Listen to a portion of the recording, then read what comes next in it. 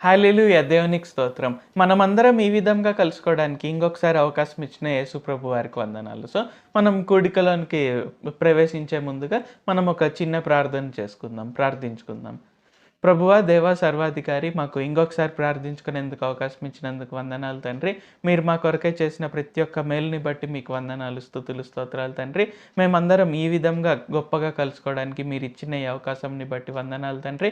మేము మిమ్మల్ని ఇప్పుడు ఆరాధించి, స్తుతించి, ఆ తర్వాత మీ నుండి మేము వాక్యోపదేశాన్ని వినుచుండగా ఎటువంటి ఆటంకము, ఎటువంటి ఇబ్బంది లేకుండా కాచి కాపాడండి. అలాగే మేము సంతృప్తిగా, హృదయపూర్తిగా మేము ఆరాధించుటకు, అలాగే మేము మీ నుండి వింటున్న వాక్యం ద్వారా మా జీవితాలు గొప్పగా ప్రభావితం అవుటకు సహాయం చేయండి.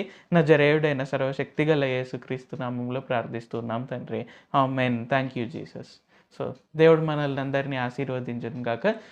ఆరాధించెదం యూదా గోత్రపు సింహాన్ని అనే పాట ద్వారా మనం దేవుని ఆరాధించుకొని స్తుతించుకుందాము. ఆరాధించెదం యూదా గోత్రపు సింహాన్ని, ఆర్భాటించెదం గొర్రె పిల్ల నామాన్ని, ఆరాధించెదం యూదా గోత్రపు సింహాన్ని, ఆర్భాటించెదం గొర్రె పిల్ల నామాన్ని, సువార్త బూరా మ్రోగించెదం యేసే ప్రభువంటూ ఎలుగెత్తెదం, సువార్త బూరా మ్రోగించెదం యేసే ప్రభువంటూ ఎలుగెత్తెదం. అపవాది దుర్గములు కూలాలి, ప్రతి దేశము తలుపు తెరవాలి, ప్రజలంతా ఏకమై పాడాలి ప్రభు యేసునే. ప్రతి చోట సువార్త చాటాలి, ప్రభు సిలువ జెండా ఎగరాలి, ప్రతి జనము యేసునే కొలవాలి ప్రభు దర్శనం.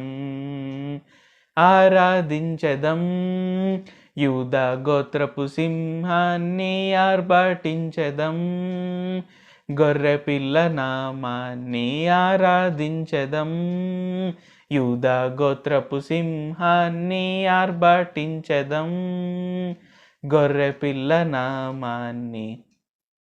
ప్రతి జాతి వంశము ఒక గుంపుగా నిత్యము ఒకనాడు యేసునే కొలిచెదం, ఒకటే కుటుంబము స్తుతియే మా కార్యము, చిరకాలం యేసుతో ఉందుము. అపవాది దుర్గములు కూలాలి, ప్రతి దేశము తలుపు తెరవాలి, ప్రజలంతా ఏకమై పాడాలి ప్రభు యేసునే. ప్రతి చోట సువార్త చాటాలి, ప్రభు సిలువ జెండా ఎగరాలి, ప్రతి జనము యేసునే కొలవాలి ప్రభు దర్శనం. ఆరాధించెదం యూదా గోత్రపు సింహాన్ని, ఆర్భాటించెదం గొర్రె పిల్ల నామాన్ని, ఆరాధించెదం యూదా గోత్రపు సింహాన్ని, ఆర్భాటించెదం గొర్రె పిల్ల నామాన్ని. మనమందరం యేసుప్రభు వారిని మనం గొప్పగా ఆరాధించాలి. మనం సువార్త బూరను మోగిస్తూ మనం అందరికీ తెలియజేస్తూ మనం ప్రతి దేశంలో యేసుప్రభు వారి యొక్క చిత్తం కూడా ఏంటంటే మనమందరం సర్వలోకానికి, సర్వ సృష్టికి వెళ్ళి మనం అందరము సువార్తను ప్రకటించాలి. కాబట్టి మనం ఆ విధంగా దేవుని ఆరాధిస్తూ, అలాగే దేవుని స్తుతిస్తూ మనము సువార్తను కూడా ప్రకటించడానికి మనం అందరం ఖచ్చితంగా మనం పూనుకోవాలి. ఆ విధంగా మనం ముందుకు సాగాలి. ఇప్పుడు మనం వాక్యోపదేశంలోనికి వెళ్దాము.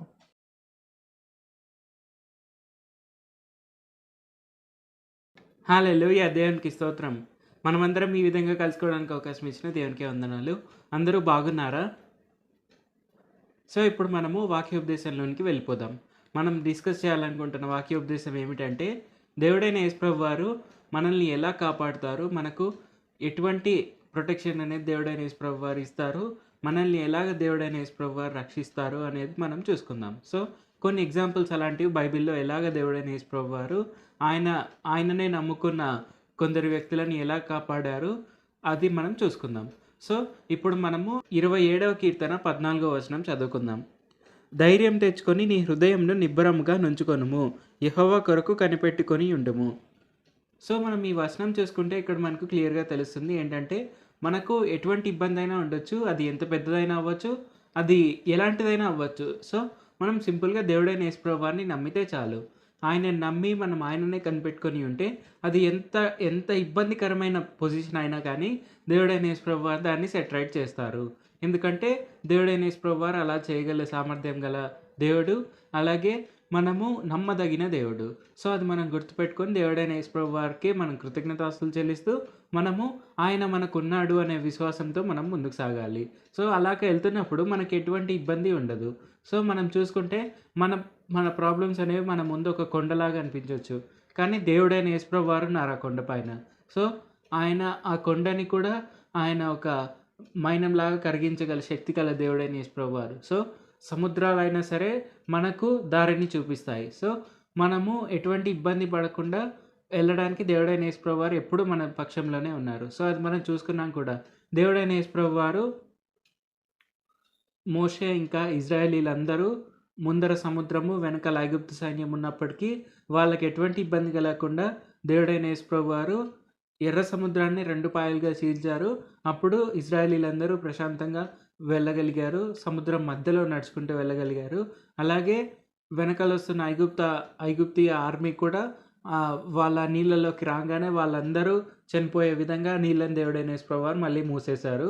సో, వాళ్ళు సింపుల్‌గా స్ట్రెయిట్‌గా దేవుడైన యెహోవా సెట్ చేసిన ట్రాప్‌లోకి నడిచినట్టుగా దేవుడైన యేసుప్రభువారు సెట్ చేశారు. సో, దేవుడైన యేసుప్రభువారు ఒక్కసారి సముద్రాన్ని పాయలుగా చీల్చినప్పుడు అది కేవలం ఇజ్రాయేలీల కోసమే చేశారు. అంటే దేవుడైన యెహోవారు ఏదైనా మన కోసం ఓపెన్ చేశారు అంటే అది కేవలం ఆయనను నమ్ముకున్న మనకు మాత్రమే అది సరిపోతుంది. సో, ఇప్పుడు ఇజ్రాయేలీలు నడిచారు ప్రశాంతంగా, అలాగే నడుచుకుంటూ వెళ్లారు.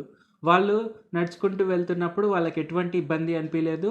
వాళ్ళకి ఎటువంటి అది సర్ప్రైజింగ్‌గా అనిపించిండొచ్చు కానీ, వాళ్ళు సింపుల్‌గా నడుచుకుంటూ వెళ్ళిపోయారు. అది నమ్మకం కలిగి ఉండినారు కాబట్టి దేవుడైన యెహోవారి పైన. కానీ మనం చూసుకుంటే ఐగుప్తీయులు వాళ్ళు నమ్ముకున్న దేవుడు అలాగ ఎప్పుడు చేయలేదు. ఎప్పుడు సముద్రాన్ని చీల్చడం ఇలాంటివేవి. వాళ్ళు సముద్రం మధ్యలో దారుంది కదా అని అలాగే వాళ్ళందరూ ఆ రథాలేసుకొని వెళ్ళిపోయారు. తెలివి తక్కువ వాళ్ళలాగా. అది ఎప్పుడైనా మూసుకుపోవచ్చు అనే ఆ తెలివితేటలు వాళ్ళకి లేకుండా ఉండింది. సో, వీళ్ళందరూ నడిచే వరకు మేము కూడా నడిచి వెళ్ళిపోవచ్చు అన్నట్టు అనుకోని వాళ్ళందరూ వెళ్ళిపోయారు. దేవుడైన యెహోవా సింపుల్‌గా ఆ ట్రాప్ మూసేశారు. అంటే సింపుల్‌గా సముద్రాన్ని క్లోజ్ చేసేశారు. అప్పుడు వాళ్ళందరూ అక్కడికక్కడే చనిపోయారు. సో, మనం చూసుకుంటే దేవుడైన యెహోవా మన కోసం ఓపెన్ చేసే ద్వారాలు కేవలం మనల్ని రక్షించడానికే కాదు, అంటే మనల్ని బయటపడేయడానికే కాదు, మనల్ని పూర్తిగా ప్రాబ్లమ్స్ అన్నిటిని సాల్వ్ చేయడం ద్వారా. సో, ఇప్పుడు ఐగుప్తీయుల ఇది అనేది వాళ్ళకి ఇంకా జీవితాంతం ఇంకెప్పుడు ఉండదు. ఎందుకంటే ఐగుప్తు సైన్యం మొత్తం పోయింది అక్కడే ఇంకా. వాళ్ళు మళ్ళీ ఇంకా కొత్త సైన్యం బిల్డ్ చేసుకునే వరకు ఇంకా వాళ్ళు ఎప్పుడు ఇజ్రాయేలీల మీద అటాక్ చేయలేరు. ఇంకా అప్పటి వరకు ఇంకా ఈ తరాలు అవేవి ఉండవు. సో, అప్పటికుండే ప్రాబ్లమ్స్ అన్నీ సాల్వ్ అయిపోయినట్టే. సో, దేవుడైన యెహోవా అలాగే సెట్ చేసేసారు. సో, ఆయనను నమ్ముకొని ఉంటే మోషే ఉన్నంత కాలము, యెహోషువ ఉన్నంత కాలము, ఆ తర్వాత ఇంకా వచ్చేవాళ్ళు ఉన్నంత కాలం ఐగుప్తీయులు ఎప్పుడూ రాలేదు. ఐగుప్తీయులు చాలా తర్వాత వచ్చారు మళ్ళీ. సో, అలా చూసుకుంటే మనకు దేవుడైన యేసుప్రభువారు ఒకసారి ఎవరైనా ఆయన నమ్ముకొని ప్రాబ్లమ్ సాల్వ్ చేయమని అడిగితే తరతరాలు ఉండేలాగా దేవుడైన యేసుప్రభువారు ఆ ప్రాబ్లమ్ అనేది సాల్వ్ చేస్తారు. సో, ఆ తరువాతి తరాలు కూడా దేవుడైన యెహోవారి మార్గంలో నడిస్తే, దేవుడైన యేసుప్రభువారిని నమ్ముకుంటూ ముందుకు సాగితే ఇంకా అది ఇంకెప్పటికీ లేకుండా చేసేయగల శక్తి కల దేవుడు ఆయన. కానీ ఇజ్రాయేలీలు తప్పిపోయారు కాబట్టి తర్వాత కాలంలో ఐగుప్తీయులు మళ్ళీ వచ్చి వాళ్ళని అటాక్ చేయడం అవన్నీ మనం చూసుకోవచ్చు తర్వాత. సో, ఎలాగైతే దేవుడైన యేసుప్రభువారు వాళ్ళు ఆయనను నమ్ముకున్నంత కాలం ఇజ్రాయేలీలకు ఎటువంటి ఇబ్బంది కలగకుండా చూసుకున్నారు. వాళ్ళు ఎప్పుడైతే తిరుగుబాటు చేశారో అప్పుడే వాళ్ళకి ప్రాబ్లమ్స్ వచ్చాయి. అంటే ఎప్పుడైతే దేవుడైన యెహోవాని వద్దనుకున్నారో అప్పుడే వాళ్ళు సాతాను కింద పడిపోయారు. సో, సాతాను కింద పడిపోయినప్పుడు వాళ్ళు అప్పటికి మారినా కూడా అంతే సరిపోయేదేమో. కానీ వాళ్ళు చేసిన చాలా ఘోరమైన పాపాల వల్ల అది ఇంకా నో ప్లేస్ ఆఫ్ కమింగ్ బ్యాక్‌కి వెళ్ళిపోయారు. సో, అలాంటి ప్లేసుల్లో మనం ఎప్పుడు వెళ్ళడానికి అవసరం కూడా లేదు.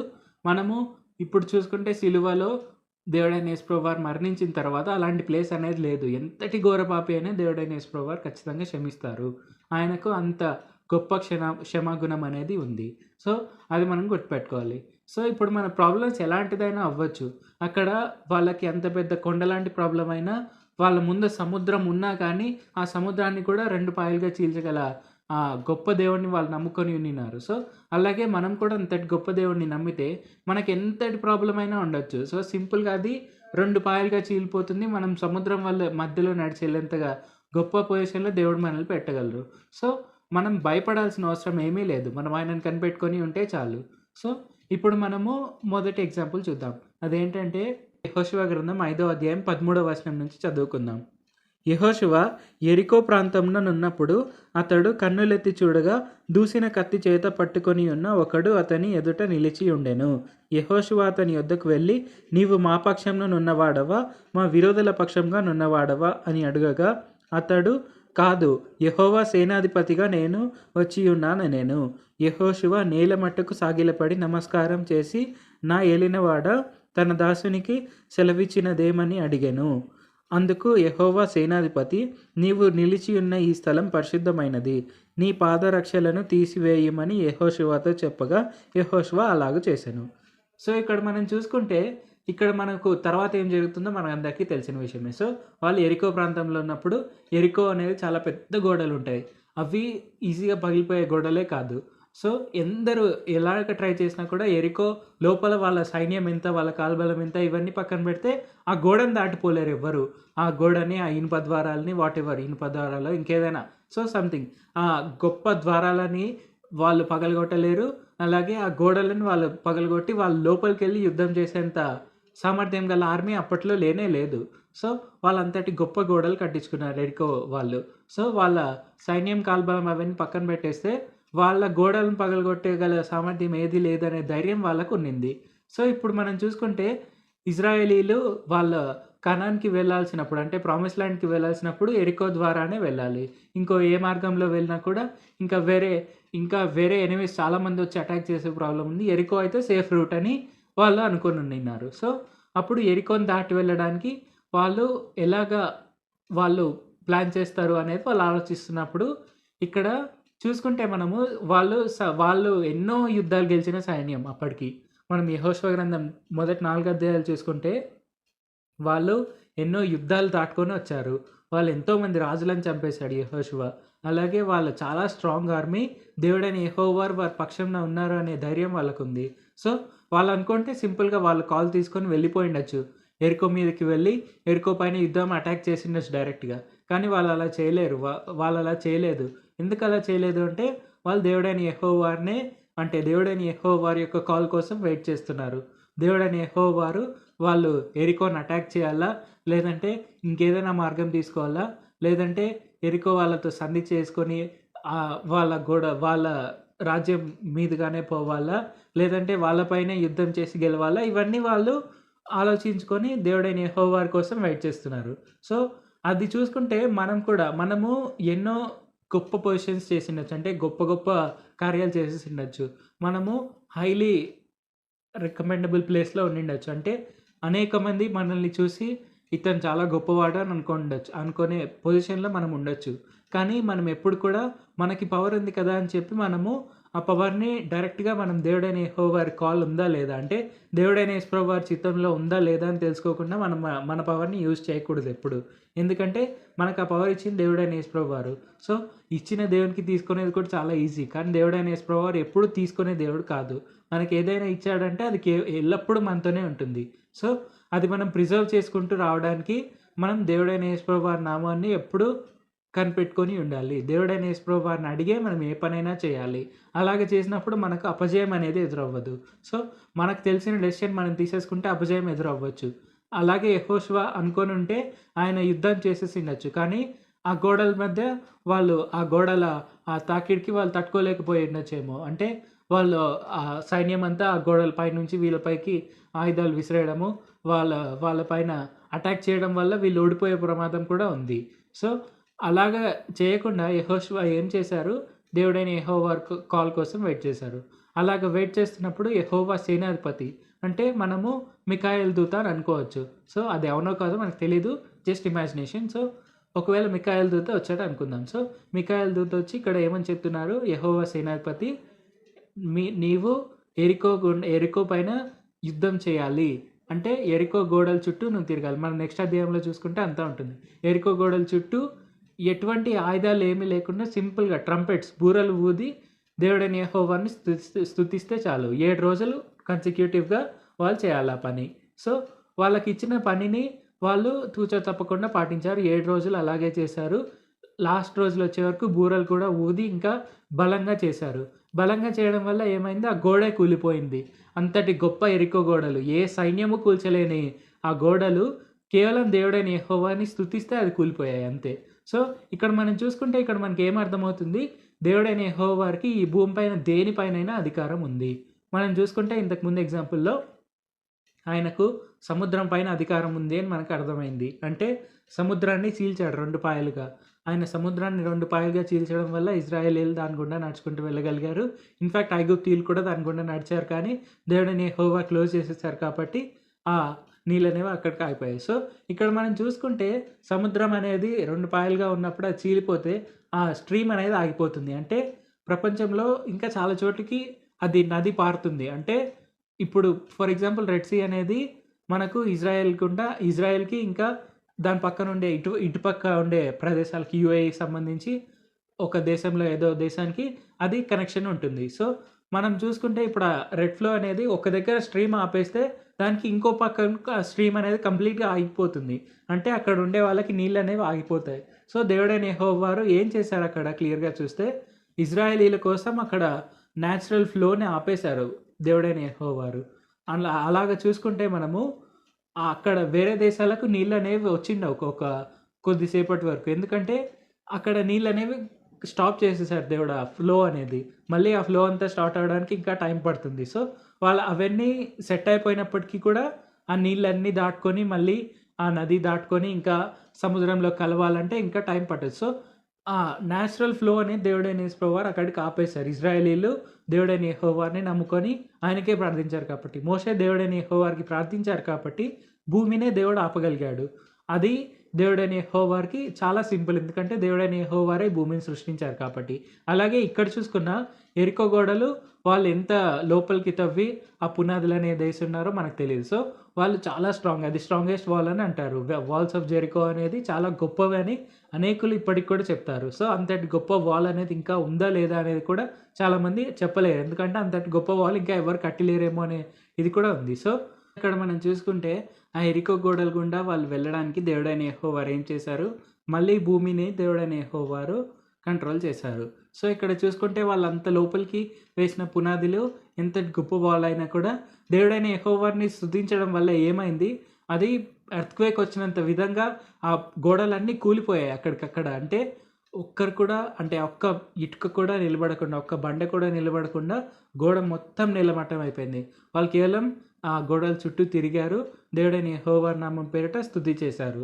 సో, అంతటి గొప్ప పవర్ ఉంది దేవుడైన యెహోవా స్తుతికి. సో, మనం ఎప్పుడు మన ప్రాబ్లం ఎంతైనా అవ్వచ్చు, మనము దేవుడైన యెహోవాని స్తుతిస్తూ పాటలు పాడితే దానివల్ల ఎంతటి ప్రాబ్లమ్ అయినా కూడా యెరికో గోడలు అనేవి కూలిపోయినట్టుగా పూర్తిగా నేలమట్టం అయిపోతుంది ఆ ప్రాబ్లం. సో, మనం అది గుర్తుపెట్టుకోవాలి. మన మైండ్‌లో అది పెట్టుకోవాలి. స్తుతికి అంత పవర్ ఉంది. దేవుడైన యెహోవా స్తుతి వల్ల అంతటి గొప్ప గొప్ప అద్భుత కార్యాలు చేయొచ్చు. మనం యెహోషువలోనే చూసుకుంటే ఇక్కడ ఒక దగ్గర ఉంటుంది. ఏంటంటే వాళ్ళు స్తుతించినప్పుడు అక్కడ ప్రధాన యాజకులు వాళ్ళు నీళ్ళలోకి దిగి స్తుతించినప్పుడు కంప్లీట్‌గా ఒక దగ్గర డ్యామ్ షట్ చేసినట్టుగా నీళ్ళనేవి కంప్లీట్‌గా ఆగిపోతాయి. ఆ నీళ్ళనేవి పూర్తిగా ఎండిపోయిన తర్వాత అదే మార్గం గుండా ఇజ్రాయేలీయులందరూ మళ్ళీ నడుస్తారు. సో, అది కూడా ఒక దగ్గర ఉంటుంది. ఇక్కడ చూసుకుంటే మనము స్తుతి చేయడం వల్ల మనకి ఎంతటి ప్రాబ్లమ్ అయినా అది సాల్వ్ అయిపోతుంది. అది మనం గుర్తుపెట్టుకోవాలి. మనం ఎప్పుడు దేవుడైన యేసయ్యని కనిపెడుతూ ఉండాలి. మన ప్రాబ్లమ్ ఏదైనా అవ్వచ్చు. అది ఎంత పెద్దదైనా అవ్వచ్చు. మన ముందుండే వాళ్ళు భూమినే శాసించేయగలము అనేంత పొజిషన్‌లో అయినా ఉండొచ్చు. నెక్స్ట్ 1000 ఏళ్ళైనా కూడా మాదే అన్నట్టయినా అనుకుండొచ్చు. కానీ దేవుడైన యేసుప్రభువారు ఎంత సింపుల్‌గా దాన్ని మార్చేయగలరు. అది మనం చూసుకోవాలి. ఇక్కడ చూసుకుంటే ఒక సముద్రాన్ని దేవుడైన యేసుప్రభువారు ఆపేశారు. దేవుడైన యేసుప్రభువారు సముద్రాన్ని ఆపేసిన తర్వాత ఇజ్రాయేలీయులు ప్రశాంతంగా ఆ సముద్రం గుండా నడవగలిగారు. అలాగే ఇక్కడ పెద్ద గోడలైన యెరికో గోడలను కూడా దేవుడైన యేసుప్రభువారు కూల్చేశారు. అది ఎంతటి ఇంపాసిబుల్ పొజిషన్ అయినా అవ్వచ్చు. యెహోషువలోనే మనం ఇంకో దగ్గర చూసుకుంటే సూర్యుడిని ఆపేయమని దేవుడైన యెహోవాని యెహోషువ ప్రార్థన చేస్తారు. సూర్యుడిని ఆపేయమని ప్రార్థించినప్పుడు అక్కడ రాత్రి అనేది లేకుండా 2 రోజులు సూర్యుడు అలాగే ఉండినారు. అంటే ఆ నేల అనేది అంటే భూమి అనేది జనరల్‌గా సర్క్యులేట్ అవుతుంది. అంటే తిరుగుతుంది. సో, దాని చుట్టూ తిరుగుతుంది. అలాగే సూర్యుడి చుట్టూ తిరుగుతుంది. సో, దాని చుట్టూ తిరగకుండా సూర్యుడి చుట్టూ కూడా తిరగకుండా దేవుడైన యెహోవా కేవలం యెహోషువ ప్రార్థించారనే ఒక ఉద్దేశంతో భూమిని ఆపేశారు. సో వాళ్ళు భూమిని శాసించేయగలము అనుకోని ఉండొచ్చు మన శత్రువులు, కానీ భూమిని కూడా దేవుడైన యెహోవా ఆపగలరు, ఎందుకంటే అది ఆయన పాదపీఠం. సో మనకు ఎంతటి ఇబ్బంది అయినా ఉండొచ్చు, మనం సింపుల్గా దేవుడైన యేసుప్రభువుని నమ్మితే చాలు, ఆయన మార్గం గుండా మనం వెళ్తే చాలు, మనకి ఎటువంటి ఇబ్బంది కలగదు, మనల్ని ఎవ్వరూ ఆపలేరు. ఇది మనం కంప్లీట్గా మైండ్లో ఫిక్స్ అయిపోవాలి. మనల్ని ఎవ్వరు ఆపేంతగల ఇంకా సాతానుడు ఇంకా లేడు భూమిపైన. మన దేవుడైన యెహోవాని ఎదుర్కొనగల ఎవ్వరూ లేరు. అది the perfect clear statement. So మనం అది గుర్తుపెట్టుకొని మన మైండ్లో అది ఫిక్స్ అయిపోయి ముందుకు సాగాలి. దేవుడైన యెహోవా మన పక్షంలో ఉన్నప్పుడు మనకు విరోధులు ఎవ్వరూ లేరు, మనల్ని ఆపగల సామర్థ్యం గల వాళ్ళు ఎవ్వరూ లేరు. అది మనం గుర్తుపెట్టుకొని మనం దేవుడైన యేసుప్రభువుని కనిపెట్టుకుంటూ ముందుకు సాగాలి. సో ఇక్కడ చూసుకుంటే ఆ ఎరుకో గోడలు అవన్నీ కూలిపోయిన తర్వాత వాళ్ళు వెళ్ళి సింపుల్గా ఒక యుద్ధం చేశారు. దేవుడైన యెహోవా పక్షంలో ఉన్నారు కాబట్టి ఎటువంటి ఇబ్బంది లేకుండా వాళ్ళు నడుచుకుంటూ వెళ్ళిపోయారు.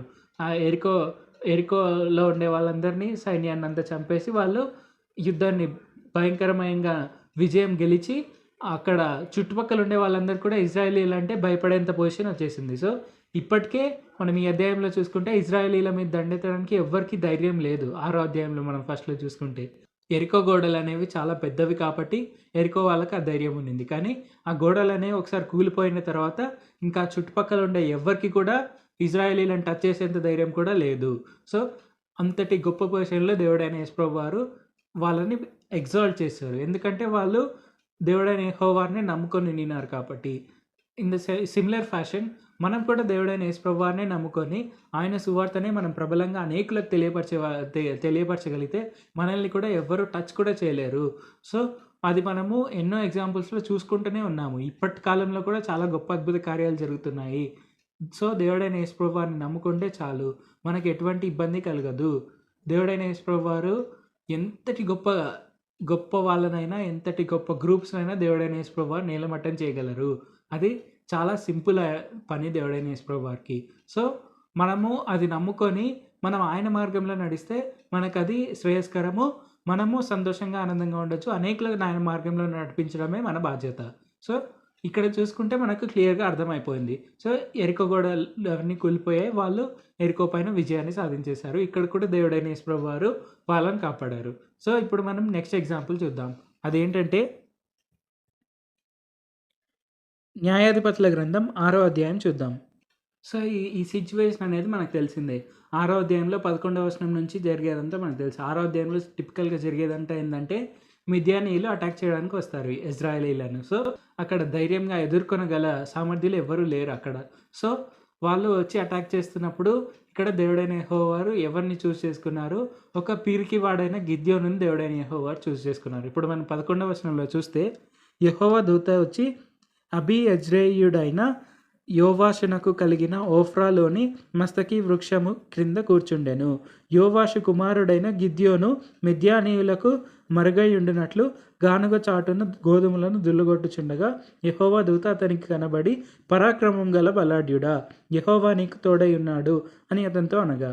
సో ఇక్కడ చూసుకుంటే ఒక పిరికివాడైన గిద్యోనును దేవుడైన యెహోవా చూసేసుకున్నారు. సో ఇక్కడ కూడా ఒక దేవదూత వచ్చి నిల్చొని ఉంది గిద్యోను ముందర. సో గిద్యోను అక్కడ భయపడి వాళ్ళు మిద్యానీయులు వచ్చి ఎవరైనా అటాక్ చేస్తారేమో అని భయపడి అక్కడ ఒక చోట దాంకొని గోధుమలను దుల్లగొడుతున్నాడు. సో అక్కడ మనం చూసుకుంటే గిద్యోనుకు అంత భయం ఉంది, వాళ్ళు ఎవరైనా వచ్చి చంపేస్తారేమో అని, అతన్ని చంపేస్తారేమో అని అతని భయం ఉంది. సో తన సెల్ఫ్నే తను కాపాడుకోలేని పొజిషన్లో ఉండే ఒక వ్యక్తి సైన్యాన్ని ఇలా లీడ్ చేయగలడు అనేది ఒక క్వశ్చన్.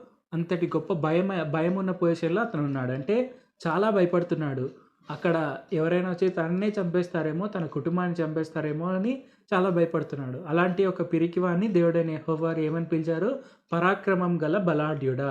పరాక్రమం అంటే ఏంటంటే ఒక ఫియర్స్ వారియర్కి ఉండే పరాక్రమం అంటే ఎంతటి గొప్ప యోధుడు, ఎంతోమందిని చంపగల సామర్థ్యం ఉన్నవాడు, యుద్ధాలు ఎన్నైనా గెలిపించగల, అంటే ఒక యెహోషువ లాంటి వ్యక్తి పరాక్రమం గల బలాఢ్యుడు అంటే. సో గిద్యోను అనే వ్యక్తి తనంతనే కాపాడుకోలేనంత పొజిషన్లో ఉన్నాడు, తన్నే ఎవరైనా చంపేస్తారేమో అని భయపడే పొజిషన్లో ఉన్నాడు. అలాంటి గిద్యోను దేవుడైన యెహోవా పరాక్రమం గల బలాఢ్యుడా అంటున్నారు. పరాక్రమం గల బలాఢ్యుడా దేవుడైన యేసుప్రభువు వారు పిలిచి ఏమని చెప్తున్నారు? నీవు ఇజ్రాయేలీలను లీడ్ చేస్తావు, ఇజ్రాయేలీలను లీడ్ చేసి మిద్యానీయులందరినీ ఘోర పరాజయం కలుగజేస్తావు, ఇజ్రాయేలీలు మిద్యానీయుల పైన భయంకరమైన విజయాన్ని సాధిస్తారు అని ఇక్కడ చెప్తున్నారు. కానీ గిద్యోను మాత్రం నేనేం యుద్ధం చేస్తాను, నేనే కాపాడుకునే పొజిషన్‌లో లేను. నా కుటుంబంలో కూడా నేను పెద్దవాడిని కాదు. నా కుటుంబంలోనే నేను అత్యంత ధైర్యవంతుడిని కూడా కాదు. నా కుటుంబంలోనే ఇంకా వేరే వాళ్ళున్నారు. కనీసం మీరు వాళ్ళకైనా చెప్పండి అన్నట్టుగా ఇక్కడ తప్పించుకోవడానికి చూశాడు.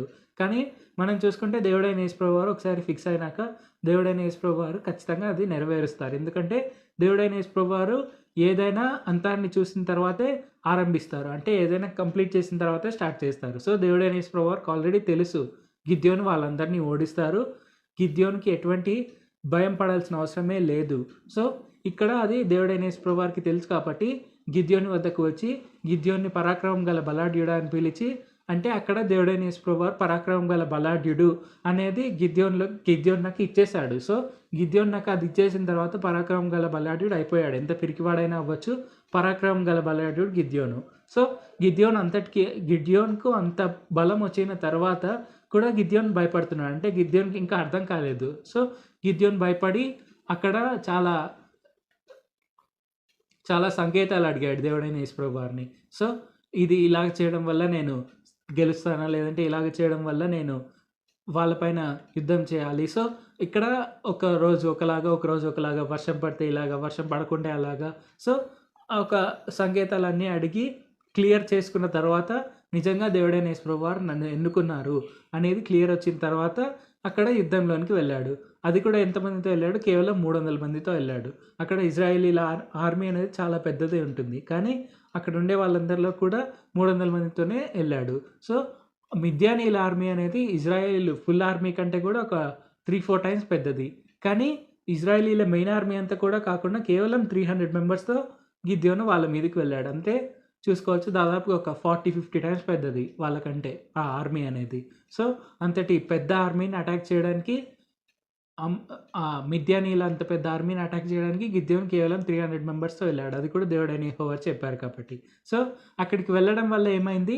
వాళ్ళలో వాళ్ళే కొట్టుకొని చనిపోయారు. అంటే ఇజ్రాయేలీలు ఎటువంటి అటాక్ చేయాల్సిన అవసరం లేకుండా కేవలం వాళ్ళు అక్కడ నిల్చొని చూశారు.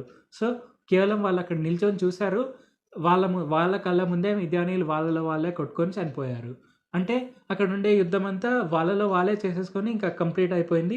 ఇజ్రాయేలీలు అక్కడ ఏం చేయాల్సిన అవసరం కూడా లేదు. కేవలం నిల్చొని చూస్తారు.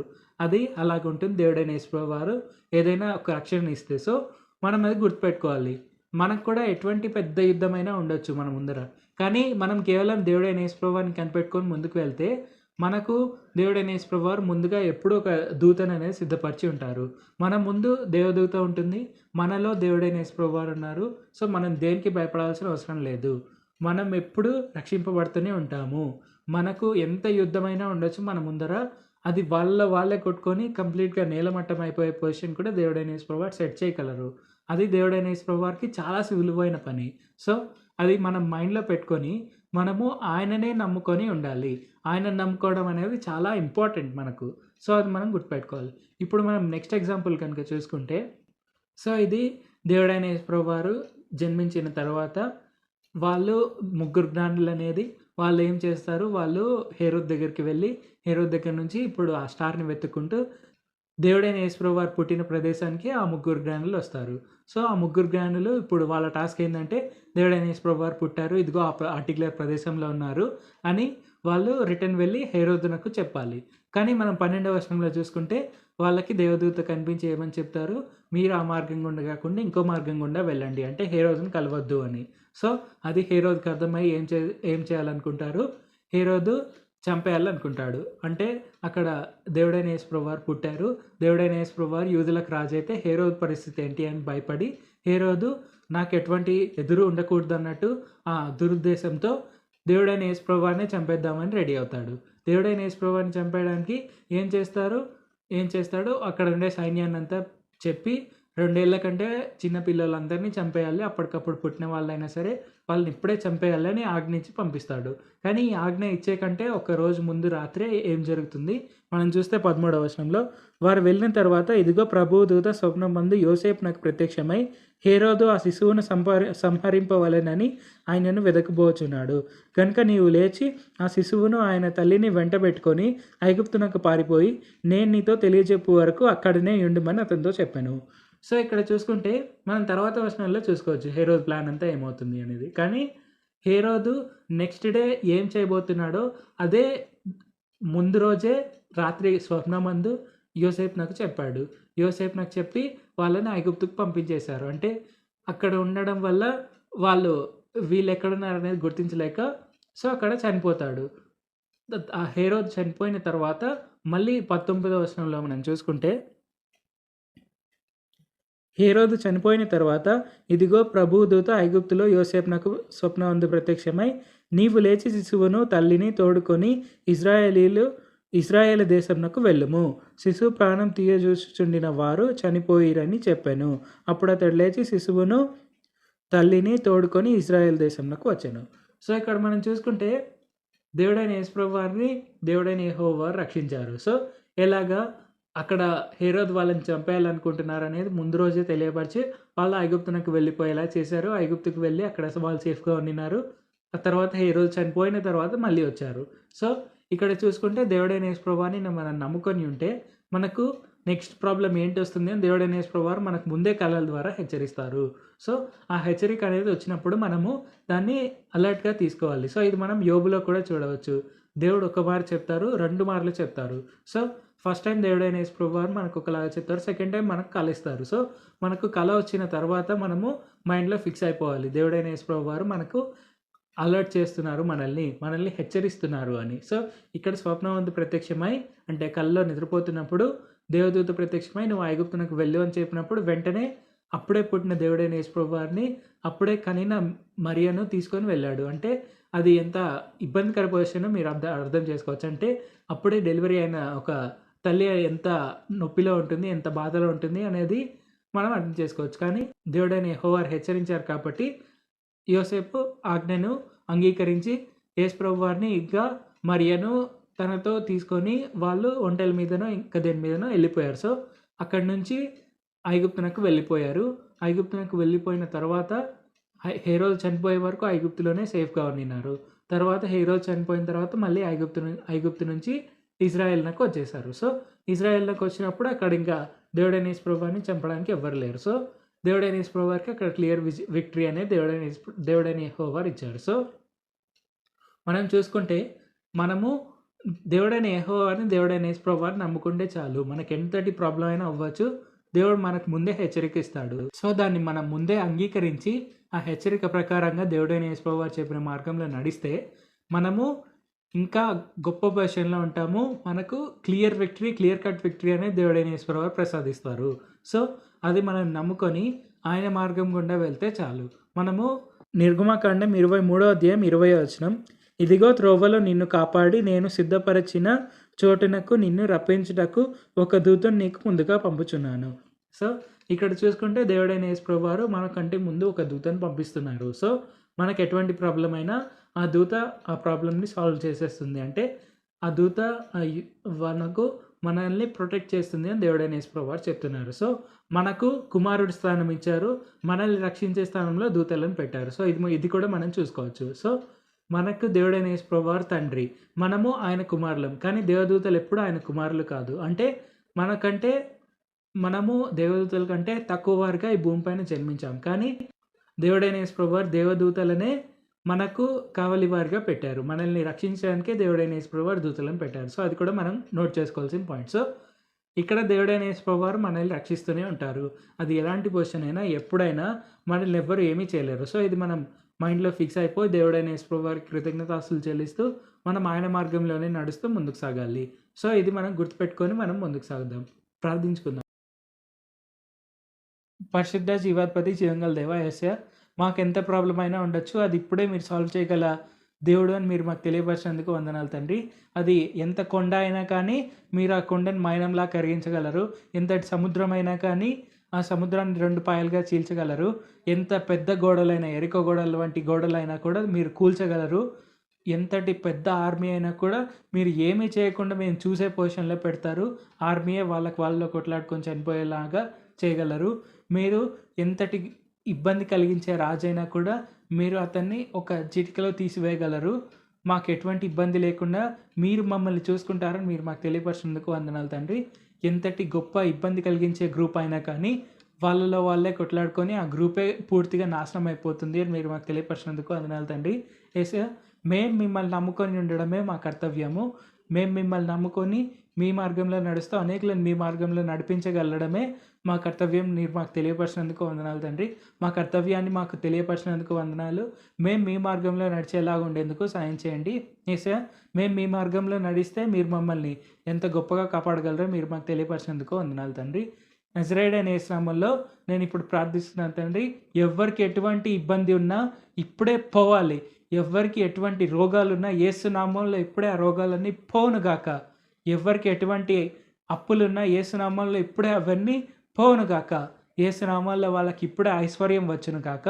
యేసు నామంలో ఇప్పుడే వారికి పూర్తి ఆరోగ్యకరమైన శరీరం వచ్చునుగాక. యేసు నామంలో ఇప్పుడే వాళ్ళు లేడిపిల్ల వాళ్ళ గంతులు వేయగల శక్తి వచ్చునుగాక. నజరేయుడైన యేసు నామంలో వాళ్ళు ఇప్పుడే గొప్ప గొప్ప అద్భుత కార్యాలు చేయగల సామర్థ్యం వారికి వచ్చునుగాక.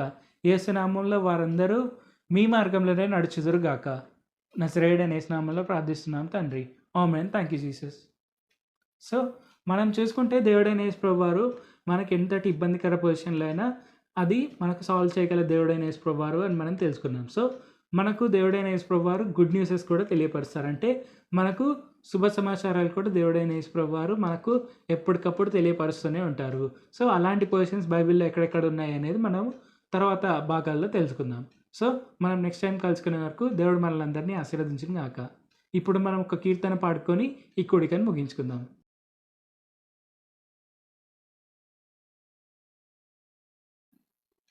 హల్లెలూయా. ఇప్పుడు విన్న వాక్యం మీకు అర్థమైందని భావిస్తున్నాను. సో మనం ఇప్పుడు యేసయ్య నామంలో శక్తి ఉన్నదయ్యా అనే పాట ద్వారా మనం ఆరాధించుకొని స్తుతించుకొని మనం ఈ కూడికను మనం ముగించుకుందాం. యేసయ్య నామంలో శక్తి ఉన్నదయ్యా, శ్రీ యేసయ్య నామంలో ముక్తి ఉన్నదయ్యా. యేసయ్య నామంలో శక్తి ఉన్నదయ్యా, శ్రీ యేసయ్య నామంలో ముక్తి ఉన్నదయ్యా. నమ్మితే చాలు నీవు పొందుకుంటావు శక్తిని, నమ్మితే చాలు నీవు పొందుకుంటావు శక్తిని. యేసయ్య నామంలో శక్తి ఉన్నదయ్యా, శ్రీ యేసయ్య నామంలో ముక్తి ఉన్నదయ్యా.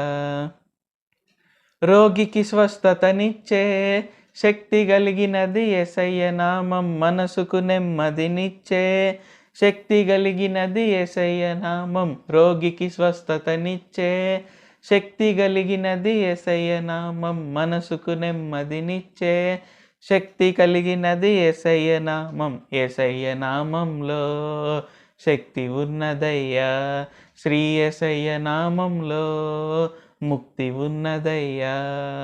యేసయ్య నామంలో శక్తి ఉన్నదయ్యా, శ్రీ యేసయ్య నామంలో ముక్తి ఉన్నదయ్యా. దురాత్మలను పరద్రోలే శక్తి కలిగినది యేసయ్య నామం, దుఃఖితులను ఆదరించే శక్తి కలిగినది యేసయ్య నామం. దురాత్మలను పరద్రోలే శక్తి కలిగినది యేసయ్య నామం, దుఃఖితులను ఆదరించే శక్తి కలిగినది యేసయ్య నామం. యేసయ్య నామంలో శక్తి ఉన్నదయ్యా, శ్రీ యేసయ్య నామంలో ముక్తి ఉన్నదయ్యా. యేసయ్య నామంలో శక్తి ఉన్నదయ్యా, శ్రీ యేసయ్య నామంలో ముక్తి ఉన్నదయ్యా. సృష్టిని శాసించగలిగిన శక్తి కలిగినది యేసయ్య నామము, మృతులను లేపగలిగిన శక్తి కలిగినది యేసయ్య నామం. సృష్టిని శాసించగలిగిన శక్తి కలిగినది యేసయ్య నామము, మృతులను లేపగలిగిన శక్తి కలిగినది యేసయ్య నామం. యేసయ్య నామంలో శక్తి ఉన్నదయ్యా, శ్రీ యేసయ్య నామంలో ముక్తి ఉన్నదయ్యా. యేసయ్య నామంలో శక్తి ఉన్నదయ్యా, శ్రీ యేసయ్య నామంలో ముక్తి ఉన్నదయ్యా. నమ్మితే చాలు నీవు పొందుకుంటావు శక్తిని, నమ్మితే చాలు నీవు పొందుకుంటావు శక్తిని. యేసయ్య నామంలో శక్తి ఉన్నదయ్యా, శ్రీ యేసయ్య నామంలో ముక్తి ఉన్నదయ్యా. హల్లెలూయా. సో యేసు ప్రభు వారిలోనే మనకు శక్తి ఉంది, ఆయన నామంలోనే ముక్తి ఉంది. అంటే మనకు ప్రతి ఒక్క సమస్య నుండి విడుదల, ప్రతి ఒక్క బాధ నుండి మనకు విడుదల. ఆయన నామం ద్వారా మనకు శక్తి, ఆయన నామం ద్వారా మనకు ఆరోగ్యము, సంతోషము, సమాధానము, శాంతి ఇవన్నీ కూడా కలుగుతాయి అన్నమాట. కాబట్టి మనం ఎప్పుడు కూడా మనం ఆయన పైన ఆధారపడుతూ, మనం ఆయన ద్వారా మనం జీవిస్తూ మనం అందరం ఎప్పుడు ముందుకు సాగాలి. సో మనమందరం తిరిగి కలుసుకునే వరకు యేసుప్రభు వారు మనల్ని అందరినీ ఆశీర్వదించును గాక. God bless us all. Amen. Thank you Jesus.